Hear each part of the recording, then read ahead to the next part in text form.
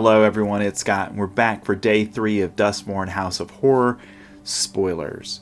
So this is the third of 13 days of spoilers, and we've got a lot of interesting cards to talk about today. But before we dive into those, remember to like and subscribe to get further content like this throughout Duskmourn season and beyond. So let's dive into today's cards.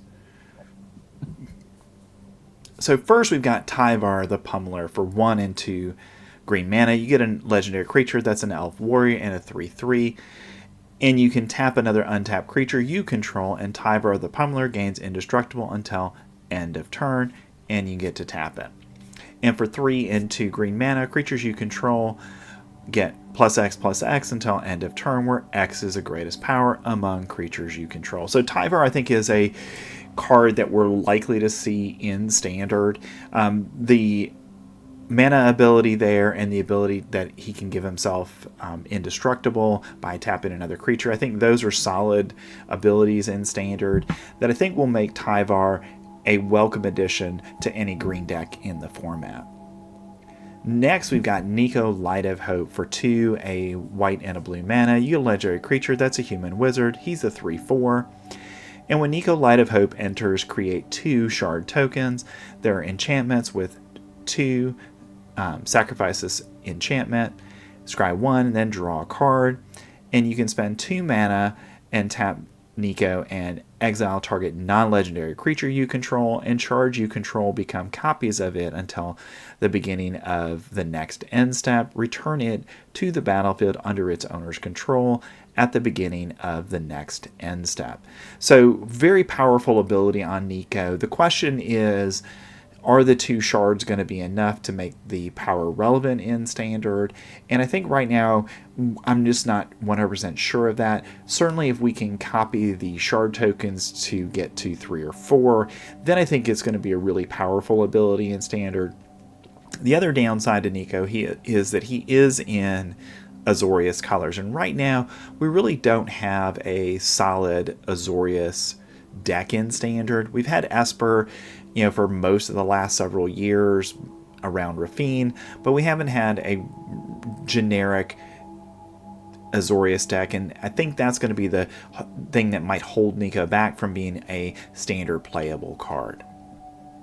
Next, we've got Meathook Massacre 2. Once wasn't enough, so we're going a second time. And for X and X and for black mana, you get a legendary enchantment, and when Meathook Massacre 2 enters, each player sacrifices X creatures. So the X value will determine how many creatures are sacrificed. And whenever a creature you control dies, you may pay 3 life. If you do, return that card under your control with a finality counter on it. And so whenever a creature an opponent controls dies, they may pay 3 life. If they don't, return that card under your control with a finality counter on it. So really powerful abilities on Meathook Massacre 2 here, where I almost think that the sacrifice part of this isn't really relevant. And even on the original Meathook Massacre, that wasn't necessarily the thing that made it so powerful in Standard. It's just when anything died, there was a negative consequence for your opponent. They lost some life, and you gained some life in that trade. And that was really what made Meathook very powerful. This, I think, is equally as powerful, even though it's going to cost us more mana, because anything that on my side that dies, I can now pay 3 life, and I can get it right back. Even though it's got a finality counter on it, being able to, your opponent kills your Shealder with this on the field, you pay 3 life, you get Shealdered back, no big deal. And then when you kill your opponent's creatures, they have to either pay 3 life or you get their creature. And I think that's going to make this playable in Standard.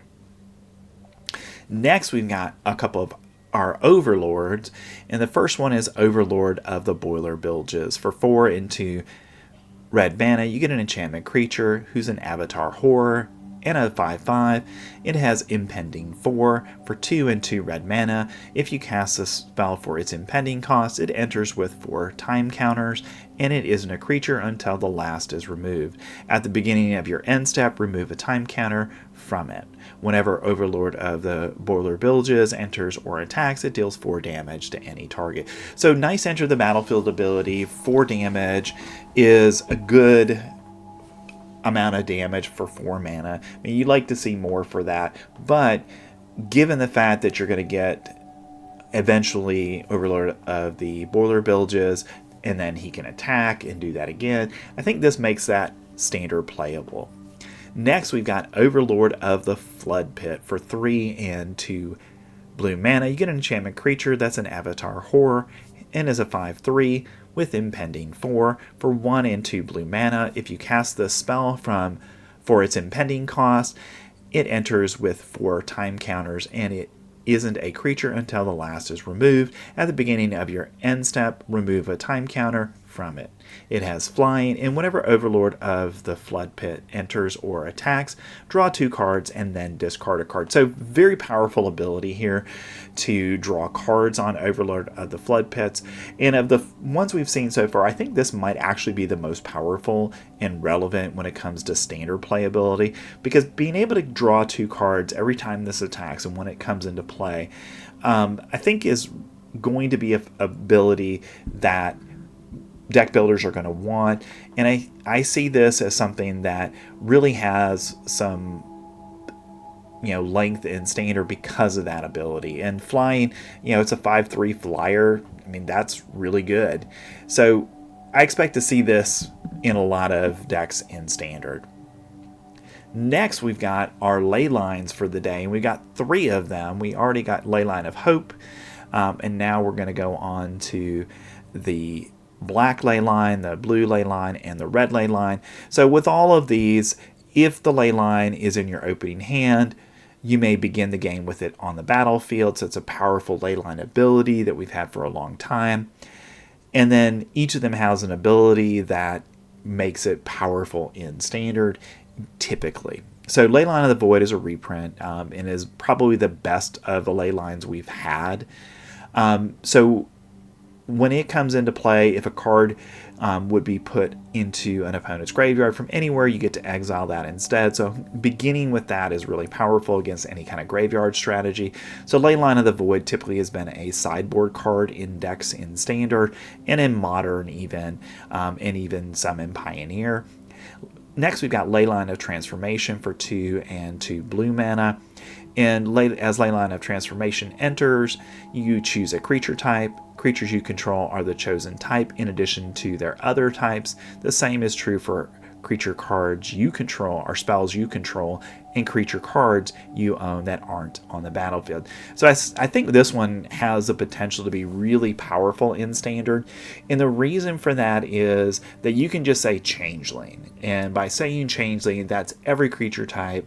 And because of that, any kind of bonuses, any kind of interaction between cards you have within your deck, now that's for everything. And I like that for this, and we'll see if this ley line is strong enough for standard play. Next, we've got Leyline of Resonance for 2 and 2 red mana. Again, it enters the battlefield if it's in your opening hand, and when you cast an instant or sorcery spell that targets only a single creature you control, copy that spell. You may choose new targets for the copy. So this, I think, is for the first time we might actually have a relevant ley line in red. Typically the red ley lines just kind of are like, not great. And they typically aren't really used. This one I think will be used because right now in standard, if you look at red decks, they're using a lot of instants and sorceries to target their own creatures, give them a buff, and do additional damage because of that. And I think because of that, Leyline of Resonance fits right into that style of deck, because getting that extra activation activates all the creatures that have prowess in your deck as well. And we know that red is using a lot of prowess creatures. So because of that, I think this has got a real shot at being a player in standard. Next, we've got our lands for the day, and these are all rare lands, and they all come in untap, which is very important, and they also give you free of charge, no downside, one color of mana. Blackmire Verge gives you black, Flood Farm Verge gives you white, Thornspire Verge gives you red, Hushwood Verge gives you green, and Gloom Lake Verge gives you blue. And then if you control a land of the color of the first mana option or a land of the other mana option, then you get to activate the second mana ability on the card. So an interesting twist on dual lands that we haven't really seen before, so I'm interested to see how this plays out, but I think they're all going to be very playable in Standard. I'm going to talk about Thornspire Verge because I think it's just the easiest example of this. So it has red mana, and then you can tap it for green, and again, only activate if you control a mountain or a forest. So you've got to have one of those. But the big thing here is that in decks that are going to use this, the Gruul decks, most of the cards are red anyways. Green is a support color in those decks. So because of that, you're going to have your access to your red mana when this comes into play, and then eventually you're going to play a mountain or a forest and then get the ability to use the green as well. Same thing for Blackmire Verge. You're going to be able to play black right away, and then when you get a swamp or a mountain in play, you're going to get access to the red mana there. With Flood Farm Verge, you'll get access to your blue mana once you get a plain or an island into play. Hushwood Verge, you get access to white mana when you get a forest or a plain in play, and Gloom Lake Verge, when you get an island or a swamp into play, you'll get access to black mana from the card. So all of these I think are instant hits in Standard. So I would recommend to anybody who's a serious deck builder, go ahead and get your 4 copies of these, because I think they're going to be very valuable cards in Standard, not only in Duskmourn season, but over the next 3 years. Next, we've got some rares from the day that I think have a chance to see some Standard play. So the first is Victor, Valgaroth Senchal, for 1, a white and a black mana. You can legendary creature that's a human warlock and is a 3/3 with Eerie. And whenever enchantment you control enters, and whenever you fully unlock a room, surveil 2. If this is the first time, this ability has resolved this turn. If it's the second time, each opponent discards a card, and if it's the third time, put a creature card from your graveyard onto the battlefield under your control. So we've seen cards like this in the past, and basically what you can kind of guarantee yourself is you'll get the first activation of the card, but beyond that, we really don't see them having much support, because it's hard to play multiple enchantments on a given turn. So you'd have to really create a deck that is low to the ground in terms of the mana cost of your enchantments, and a lot of times with our enchantments you want to play something larger, and because of that I don't think Victor's going to be anything more than a side player in Standard, but if we do get an Enchantments Matter deck, Victor might find a home there. Next we've got the Swarm Weaver for 2, a green and a blue. Next we've got Swarm Weaver for 2, a black and a green mana. You get a legendary artifact creature, that's a Scarecrow, and is a 2/3, and when the Swarm Weaver enters, create 2 1/1 black and green insect creature tokens with flying. It also has Delirium, and as long as there are 4 or more card types among cards in your graveyard, insects and spiders you control get +1/+1 and have Death Touch. So I'm not sure if this goes into the current build of Golgari in Standard, but I think it's a card worth playing because you're getting 3 bodies for 4 mana, and with the Delirium ability, you can make those 1/1 black insect creature tokens 2/2s with Death Touch, and I think that's good enough for Standard play. Next, we've got our artifact of the day, and that's Ghost Vacuum. For 1 mana, you get an artifact, and you can tap it to exile target card from a graveyard. And for 6, you can tap it and sacrifice Ghost Vacuum and put each creature card exiled with Ghost Vacuum onto the battlefield under your control with a flying counter on it. Each of them is a 1/1 spirit in addition to its other types. Activate only as a sorcery. So Ghost Vacuum I see as one of those cards that could be a sneaky, really powerful card in Standard, because right now we have a lot of decks that are playing relatively large numbers of creatures. So Ghost Vacuum, kind of early in the game, you play it on maybe turn 1 or in the mid game, and you just start exiling stuff. And then once you've got that 6 mana and you need all those creatures to help yourself win the game, then you can go ahead and sack it and get access to all those creatures and all those activations for when they come into play. So I think this is a sneaky card that I think is going to be a real sleeper in Standard. Next, we've got Grievous Wound for 3 and 2 black mana. You get an enchantment, that's an aura, and this is an enchant player card. Enchanted player cannot gain life, and whenever enchanted player is dealt damage, they lose half their life rounded up. So this is a card where I really think this is definitely a sideboard card option in black decks, because one of the things that we have in abundance in Standard right now are life gain decks, whether it's the Domain deck, whether it's the Bat deck, or one of the Amalia decks. So we've got a lot of things that are just naturally gaining a good amount of life in Standard, and having the ability to bring this in from your sideboard and then not only shut off their life gain, but then every time you deal damage to them, they lose half their life for you just doing damage. I think that puts us at a place where you're likely to win the game very, very quickly, and I think that's going to make this sideboard playable in Standard, and maybe some other formats as well. Next, we've got our room for the day, and it's Central Elevator and Promising Stairs. So Central Elevator costs 3 and a blue mana, and when you unlock this door, search your library for a room card that doesn't have the same name as a room you control, reveal it, put it in your hand, then shuffle. So that's the front side of it, where you can go get a room card. And then on the second door, you've got Promising Stairs for 2 and a blue mana. And at the beginning of your upkeep, Surveil 1, you win the game if there are 8 or more different names among unlocked rooms or doors of rooms you control.